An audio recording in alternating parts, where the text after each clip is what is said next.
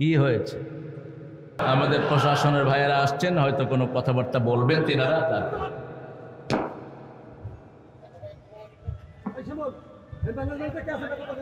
ভাইয়েরা বসেন, বসেন, আপনারা বসেন।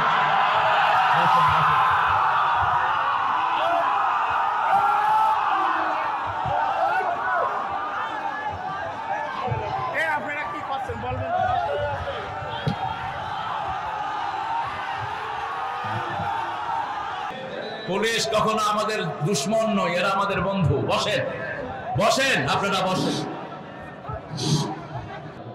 সেজন্য এই যারা আসে নাই, কোন শরীর কারণ যদি না থাকে এদেরকে আর দাওয়াত দিবেন না, সে যেই হোক। কোরআনের কাছে তুমি আসবা, তোমার কাছে কোরআন যাবে না। চোখ বন্ধ হলেই কোরআন ছাড়া তোমার বাঁচার কোনো উপায় থাকবে না। এখন যতই লাফালাফি করো, কোরআন ঘাড়ে ধরে তোমাকে জাহান্নামে অথবা জান্নাতে ঢুকিয়ে, হয় জাহান্নাম না হয় কোথায়। আল্লাহ সবাইকে জান্নাত দেওয়ার জন্য ব্যবস্থা করে দিন, বলো না আমিন। কোরআনের প্রথম সূরা কোনটা? সবচেয়ে সওয়াবের দিক থেকে প্রথম কোনটা? ফাতিহাই। ফাতিহা সব দিকে প্রথম। ফাতিহা ছাড়া নামাজ কবুল হয় না। পুরা ফাতিহাকে কোরআনের মা বলা হয়। কোরআনের কি বলা হয়? মা। ফাতিহা থেকেই কোরআন সৃষ্টি করেছেন কে? আবার পুরা কোরআনকে সংক্ষিপ্ত করলে ফাতিহা হয়ে যায়। ফাতিহাতে 5টা বিষয় আছে, সারা কোরআনে 5টা বিষয়। ফাতিহাতে 7টা আয়াত আছে, যারা 7টা আয়াত আমল করবে 7টা জাহান্নাম তাদের জন্য হারাম হয়ে যাবে। এই ফাতিহা হলো কোরআনের ভিত্তি। কোরআনের কি? আসাসুল কোরআন। এটার 42টা নাম দিয়েছেন মুহাম্মদ সাল্লাল্লাহু। দ্বিতীয় সূরা বাকারা, রাসূল সাল্লাল্লাহু আলাইহি ওয়াসাল্লাম বলতেন, যারা সূরা বাকারা পড়ে তারা সব রকমের বরকত পেয়ে যায়, আর যারা সূরা বাকারা পড়ে না সব রকমের দুঃখ তাদের কপালে জুটে যায়। কোন ঘরে নতুন শিশু আসলো, নতুন ঘর উদ্বোধন করবেন, নতুন কোথাও যাবেন, পড়তে হবে আলিফ লাম মিম যালিকাল কিতাবু লা রাইবা ফীহি হুদাল লিল মুত্তাকিন। প্রথম 5 আয়াত, শেষ 2 আয়াত যারা পড়বে সব রকমের কষ্ট থেকে আল্লাহ তাকে আসান করে দিবে। বাচ্চা যখন পেটে আসে মাকে অনেক রকমের উপদ্রব করে, ঠিক না ভাই? ঠিক। এই বাচ্চা যখন পেটে থাকে, মা যদি সূরা বাকারার প্রথম 5 আয়াত শেষ 2 আয়াত পড়ে পেটে মুছে দেয়, বাচ্চা নীরব থাকে, বাচ্চা কখনো মাকে কষ্ট দেয় না, আলহামদুলিল্লাহ বলে। আবার এই সূরা বাকারার শেষ 2 আয়াত আল্লাহ স্পেশালি নাজিল করেছেন। রাসূল সাল্লাল্লাহু আলাইহি ওয়াসাল্লাম বলেছেন, যারা এই 2 আয়াত পড়বে তাদের সমস্ত শরীর, সমস্ত আশপাশটাকে আল্লাহ নূর দিয়ে ভরপুর করে দিবে। আবার এই 2 আয়াতের ভিতরে যা কিছু আল্লাহ বলেছেন, যারা কবুল চায়, যারা এই 2 আয়াত পড়বে তাদের সব দোয়াগুলো কবুল করে নেন কে? সূরা বাকারা মদিনায় নাজিল হওয়া একটি সূরা। এটাকে সামাজিক সূরা বলা হয়, অন্যদিকে বলা হয় এনসাইক্লোপিডিয়া অফ কোরআন। কোরআনের এটা হলো কি বলা যায় আপনাকে, কোরআনের ডিকশনারি। অর্থাৎ কোরআনে যতগুলো বিষয় এসেছে সব বিষয় এসেছে সূরাতুল বাকারা। এই জন্য রাসূল প্রতিদিন এটা পড়তেন। যারা প্রতিদিন এটা পড়ে আল্লাহ রাব্বুল আলামিন নূরের ফেরেশতা দিয়ে তাদেরকে হেফাজত করে দেয়। তাদের বাড়ি ঘর পরিবারকে আল্লাহ এই ফেরেশতা দিয়ে হেফাজত করে। একজন সাহাবী রাতের বেলা এটা পড়ছিলেন রাদিয়াল্লাহু আনহু, বুখারী শরীফে হাদিস এসেছে। তিনি দেখলেন তার আস্তাবলে ঘোড়াগুলো লাফাচ্ছে। তিনি চিন্তা করলেন, আমার ঘোড়া যদি লাফিয়ে আমার ছেলে ইয়াহিয়ার গায়ের উপরে পড়ে, ছেলেটা মারা যাবে। তিনি তেলাওয়াত শেষ করে দিলেন, বাহিরে গেলেন, আকাশের দিকে তাকালেন, দেখলেন সারা আকাশে নূরের বাতি জ্বলছে। তিনি রাসূল সাল্লাল্লাহু আলাইহি ওয়াসাল্লামের কাছে গিয়ে ফজরের সময় বললেন, ইয়া রাসূলুল্লাহ, আমি যখন এই সূরা বাকারা শুরু করেছি আমার ঘোড়াগুলি আস্তাবলে লাফানো শুরু করেছেন। আমি যখন তেলাওয়াত শেষ করি ঘোড়া ঠান্ডা হয়ে থাকে। দেখলাম বাহিরে অনেকগুলো নূরের বাতি আকাশে। রাসূল সাল্লাল্লাহু আলাইহি ওয়াসাল্লাম বললেন, এরা হলো নূরের ফেরেশতা। তুমি যতক্ষণ সূরা বাকারা পড়বা ততক্ষণ নূরের ফেরেশতা দিয়ে তোমাকে হেফাজত করে দেন কে? কে দেন? যে কোনো কষ্ট যদি আপনার পরিবারে থাকে কোন সূরা পড়বেন? জোরে বলেন। ছেলে মেয়ে নামাজ না, নামাজি না, মেয়েরা পর্দা করে না, মায়ের কথা শুনে না, বাপের কথা শুনে না, এরকম পরিবার আছে না নাই? কথা বলেন না কেন? আচ্ছা, আপনারা হয়তো খুব ভালো, শৈলকুপার মানুষ শোল মাছ খায় বেশি। কি নামগল দিছে, শৈলরে কোপ মারে, শৈলকুপা জায়গাটা, জেলাটার নাম হলো ঝিনাইদহ। অর্থ কি কেউ জানে না, আন্দাজে কয়ে দিছে ঝিনুকদহ। যশোর অর্থ কি? যশোর, যশোর তো জানবেন না, নিজেরটাই জানবেন না, বাহিরেরটা জানেন কেন? এটার নাম হলো জাসার। জাসার মানে সেতু, সেতু, ব্রিজ। এই যশোর শহরটা উপরে সেতু আছে কয়েকটা, এই জন্য এটাকে জাসার বলা হয়। কিন্তু ঝিনেদা যে কেমনে হইল কি জানে, এটা জেনে নিয়েন আপনারা। খুলনা, খুলতে মানা, খুলতে মানা। বড়ি, শাল, শাল বরে শুধু। নোয়াখালী, সব নতুন নতুন, সেখানে শুধু নতুন জিনিস পাবেন সেখানে। আমাদের এক এক জেলার এক এক নাম আছে, তো এই নামগুলো আন্দাজেই দিচ্ছে মানুষের, কোনো ভিত্তি নেই। আন্দাজে কোত্থেকে নামগুলো হয়ে গেছে, কিন্তু যদি ইসলাম থাকতো এগুলোর অর্থ থাকতো। ঠিকটা ঠিক? যেমন সূরা বাকারা, বাকারা অর্থ কি? গাবি। গাবির গোস্ত খান নেই এরকম কেউ এখানে আসেন? হাত তুলেন তো দেখি। বহু হিন্দু ভাইও এই গোস্ত খায়, আপনি খান নেই? আপনি কি, কোন ধর্মের আপনি? এই গরু খাইলেন না কেন? গরু যারা খায় না এরা গোস্তের মজা পায় না। গরু গোস্তের চেয়ে মজার কোনো গোস্ত নাই। রাসূল গরুর তেল খেতেন, তেল। ইহুদিরা তেল খায় না, তোমরা তেল খাবা। ছাগলের তেল ইহুদিরা খায় না, তোমরা খাবা। রাসূল সাল্লাল্লাহু আলাইহি ওয়াসাল্লাম গরু গোস্ত বেশি খেতেন, গরুর দুধও বেশি খেতেন। আবার বলতেন গোস্তের ভিতরে কিছু রোগ আছে, কিন্তু সেই রোগের ওষুধ আছে গরুর দুধের ভিতরে। আলহামদুলিল্লাহ বলি। দুধ যারা খায় সব রকমের পুষ্টি আল্লাহ তাদেরকে দিয়ে দেন। দুধ হলো সব পুষ্টির ডিপো। এই জন্য রাসূল মেরাজে যাওয়ার সময় কি খেয়েছেন? কি খেয়েছেন? জান্নাতীরা সবচেয়ে বেশি কি খাবে? দুধ খাবে। দুধের ভিতরে সব রকমের খাদ্য প্রাণ আল্লাহ দান করে দিয়েছেন। দুধ যেই লোক খায় না তার হাড্ডিগুলো নষ্ট হয়ে যায়, চেহারার লাবণ্যতা চলে যায়, হজম শক্তি নষ্ট হয়ে যায়, জীবনী শক্তি কমে যায়। রাসূল সাল্লাল্লাহু আলাইহি ওয়াসাল্লাম সন্ধ্যার পরে পরে রাতের খাবার খেতেন, আর শোয়ার সময় একটু দুধ খেয়ে তিনি শুয়ে পড়তেন রাহমাতাল লিল। এই সূরাটা শুরু হয়েছে ঈমান দিয়ে, আবার শেষও হয়েছে ঈমান দিয়ে। শুরু হয়েছে আল্লাহ বলছেন তোমরা মুত্তাকি হবা, এটা হেদায়েত মুত্তাকিদের জন্য। যালিকাল কিতাবু লা রাইবা ফীহি হুদাল লিল মুত্তাকিন। এটা এমন কিতাব, এটার ভিতরে কোনো সন্দেহ, মুত্তাকিদের জন্য হেদায়েত। আবার কোরআন পড়ার আগে শয়তান থেকে আশ্রয় চাইতে বলেছেন। শয়তান কোরআন হতে দেয় না, কোরআন পড়তে দেয় না, কোরআনের তাফসীর পছন্দ করে না। ঠিক না ঠিক? কত রকমের বাধা সয়ে ভাই এখানে বসে আছেন, অনেক রকমের বাধা বিপত্তি, যেখানে যায় নিষেধ নিষেধ নিষেধ। কেন? কেন নিষেধ? কারণ আমাদের তাফসীরে আসলে হিন্দু মুসলমান হয়ে যায়, আমাদের তাফসীরে আসলে মানুষ আসল কোরআনের সন্ধান খুঁজে পায়। ঠিক কি না? এই জন্য নিষেধ। আমার হামজা এখন কোথায়? কেন? কেন জেলে হামজা? হ্যাঁ, আল্লাহ আমাদেরকে ইসলামের জন্য কবুল করুন। আমরা জেল জুলুম মানি না, আমরা আল্লাহকে মানি। ঠিক কি না? কোন রক্ত চক্ষুকে আমরা ভয় করতে জানি না। আমরা ইসলাম নিয়ে থাকবো, রাজি আছেন তো? মরবো ইসলাম নিয়ে, রাজি আছেন তো? যদি রক্ত দিতে হয় ইসলামের জন্য, রাজি আছেন তো? তবে আগে কাউকে আক্রমণ করবেন না, রাসূল করেন নাই, আমরাও করব। সূরা বাকারার প্রথম 10টা আয়াত আজকে আমি তেলাওয়াত করব, আল্লাহ তৌফিক দান করেন। প্রথম শুরু হয়েছে আলিফ লাম দিয়ে, এটাকে বলা হয় হরফে মুকাত্তাআত। এটার অর্থ আল্লাহ ছাড়া আর কেউ জানে না। যাদের অন্তরে বক্রতা আছে তারাই এটা জানার জন্য চেষ্টা করবে। রাসূলকে বলে অনেকে ইয়াসিন, এটা ভুল ব্যাখ্যা।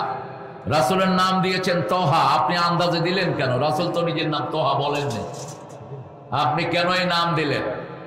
এবার আল্লাহ রাব্বুল আলামিন বলছেন হুদাল লিল মুত্তাকিন, মুত্তাকিদের জন্য হেদায়েত। এখন মুত্তাকি কারা সেই ব্যাখ্যা দিবেন আল্লাহ রাব্বুল আলামিন। আল্লাহ বলছেন শোনো কারা মুত্তাকি। الذين يؤمنون بالغيب ويقيمون الصلاة ومما رزقناهم ينفقون। কার কথা? আরো জোরে বলেন। আল্লাহ বলছেন আল্লাযীনা ইউমিনুনা বিল গায়ব, যারা গায়েবের প্রতি ঈমান এনেছে, গায়েবের প্রতি যারা ঈমান এনেছে, নামাজ কায়েম করবে, আর আল্লাহ যা পয়সা দিয়েছেন আল্লাহর রাস্তায় খরচ করবে। মুত্তাকিদের প্রথম গুণ হলো এই তিনটা। ঈমান আছে যেখানে আমরা আছি, ঈমান নাই যেখানে আমরা নাই। কোন মানুষ যদি নিজে পেট ভরে খায়, প্রতিবেশী অভুক্ত থাকে, সে মুমিন নয়। কোন মানুষ পিতামাতার অবজ্ঞা করলো, সে মুমিন। কোন মানুষ মেহমানকে অসম্মান করলো, সে মুমিন নয়। মুমিন হওয়ার জন্য আল্লাহ রাব্বুল আলামিন বলছেন মুমিন কারা শুনো, ওমান আরাদাল আখিরাহ ওয়া সাআ লাহা সা'য়াহা ওয়া হুয়া মুমিন, যারা আখিরাতকে চায়, আখিরাতের জন্য চেষ্টা করে, তারা মুমিন হয়ে যায়। কি হয়ে যায়? মুমিন হয়ে যায়। আবার আমরা বললাম আল্লাহ মুমিনের সংজ্ঞা বলেন, সূরা আনফালের 2 নম্বর আয়াতে আল্লাহ বলছেন ইন্নামাল মুমিনুনা আল্লাযীনা ইযা যুকিরাল্লাহ ওয়াজিলাত কুলুবুহুম ওয়া ইযা তুলিয়াত আলাইহিম আয়াতুহু যাদাতুহুম ঈমানাও ওয়া আলা রাব্বিহিম ইয়াতাওয়াক্কালুন। আল্লাহ রাব্বুল আলামিন বলছেন ইন্নামাল মুমিনুন, নিশ্চয় তারা মুমিন, ইযা যুকিরাল্লাহ, যখন আল্লাহর জিকির হবে তাদের অন্তরগুলো কাঁপবে, শরীর কাঁপবে না। কি কাঁপবে? আরো জোরে বলেন। অন্তর কাঁপবে। ওরা যখন কোরআন তেলাওয়াত করবে তাদের ঈমান বাড়িয়ে দিবেন কে? আল্লাহ তাদের ঈমান বাড়িয়ে দিবেন। আমরা কোরআন তেলাওয়াত করব, রাজি আছি তো? সবাই রাজি আছেন? কোরআনের জন্য যদি জানও দিতে হয়, রাজি আছেন তো? একটু দেখান তো কারা কারা রাজি আছেন, দেখা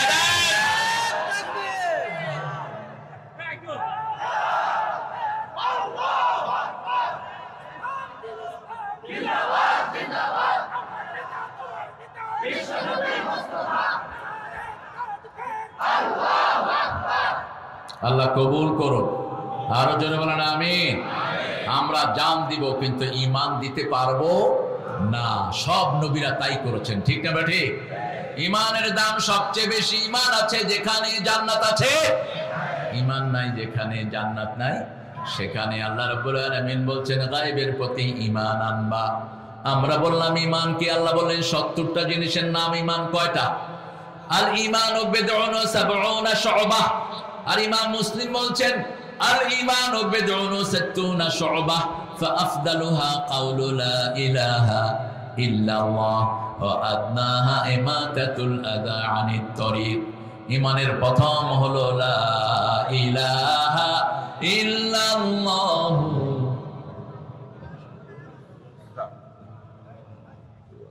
অবশ্যই ইনশাআল্লাহ লা ইলাহা পড়েন, লা ইলাহা ইল্লাল্লাহ মুহাম্মাদুর রাসূলুল্লাহ সাল্লাল্লাহু।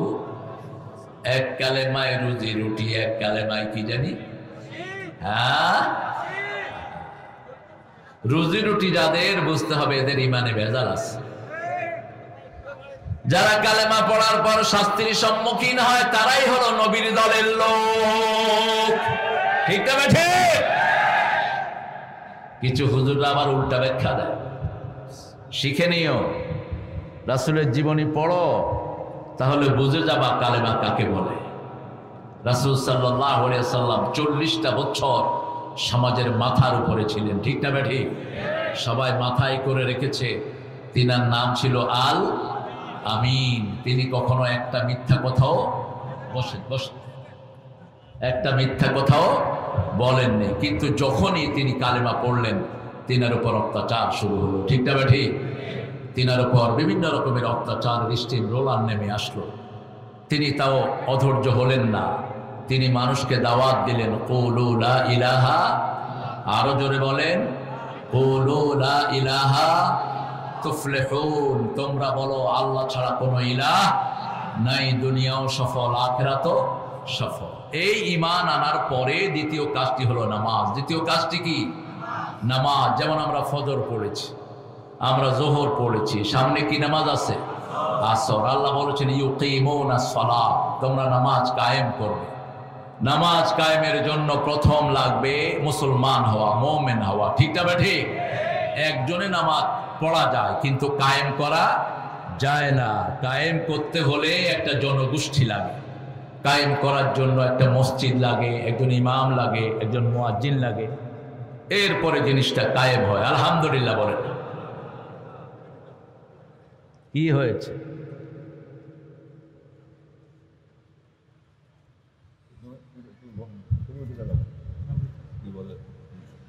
আসুক দেখ।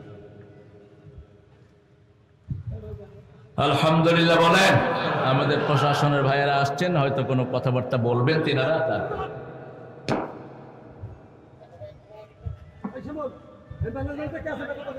ভাইয়েরা বসেন, বসেন, আপনারা বসেন।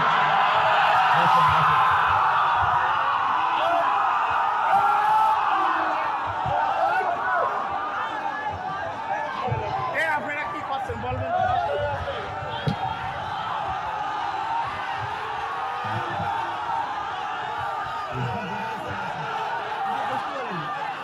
আচ্ছা ঠিক আছে, বলো তোমরা।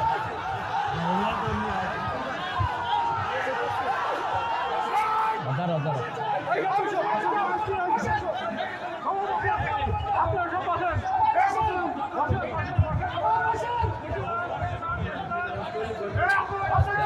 বসেন, আপনারা বসেন, প্রিয় ভাইরা বসেন, বসেন। পুলিশ কখনো আমাদের দুশ্মন নয়, এরা আমাদের বন্ধু। বসেন, বসেন, আপনারা বসেন। বিসমিল্লাহির রহমানির রহিম। আপনারা বসেন ভাই, আপনারা বসেন, দয়া করে বসেন আপনারা। এমন কোনো ঘটনা হয়নি যে চাকর দিয়ে একেবারে দাঁড়িয়ে যেতে হবে, এমন কোনো ঘটনা ঘটছে নাকি আপনারা? ওই বসেন আপনারা, সরাসরি আসে অত উত্তেজিত হচ্ছেন কেন? হ্যাঁ, বসেন ভাইরা আছে, তার দায়িত্ব আছে, দেখা করতে আসছে, তা আপনারা চাকর দিয়ে দাঁড়িয়ে যাচ্ছেন কেন? সরাসরি আসেন, বসেন শান্ত। এই ভাইরা আপনারা বসেন, বসেন আপনারা। ধরা আছেন।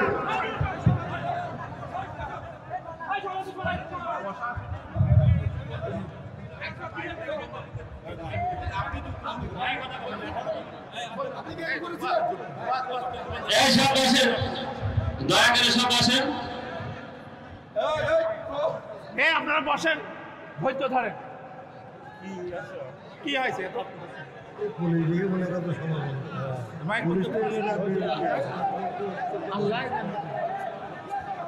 বসুন, বসুন। আপনি আমার শুরু করেন। আলোচনা করতে চাই, আরো কি হয়েছে, কি বলতে চাই ওরা? বলো।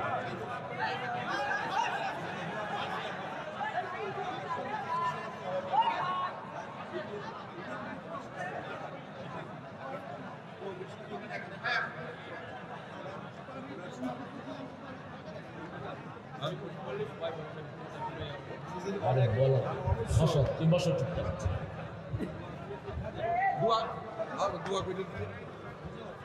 এই সামনে রেডি হন, সব বসে পড়েন, কোনো শৃঙ্খলা করবেন না। ভাইরা আছে, একটা সলিউশন না, ঠিক আছে?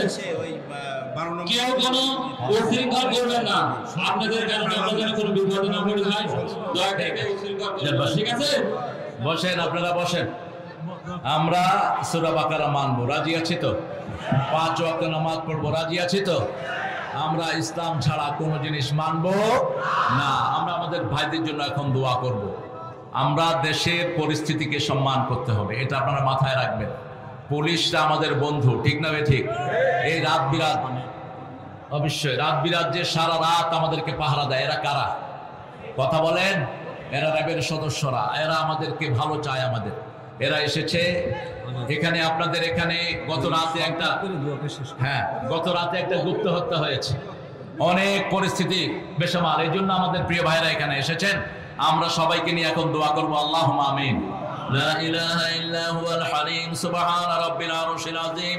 আল্লাহুম্মা সাল্লি ওয়া সাল্লিম আলা নাবিয়িনা মুহাম্মদ ওয়া আলা আলিহি ওয়া সাহবিহি আজমাইন।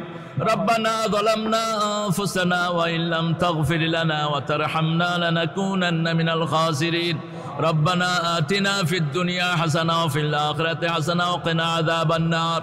এ আল্লাহ, রতনপুরের সবাইকে কবুল করে নাও, এই মাহফিলের সবাইকে তুমি মাফ করে দাও, আমাদের পুলিশ প্রশাসনকে তুমি ইসলামের জন্য কবুল করো। সুবহান রাব্বিকা রাব্বিল ইজ্জাতি আম্মা ইয়াসিফুন ওয়া সালামুন আলাল মুরসালিন আলহামদুলিল্লাহি রাব্বিল আলামিন।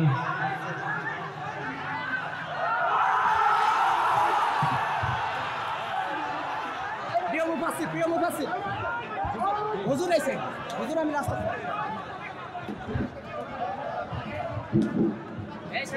সুধীমণ্ডলী, আপনারা যান যেখানে বাড়ি, আপনারা আপনাদের গন্তব্যস্থলে পৌঁছে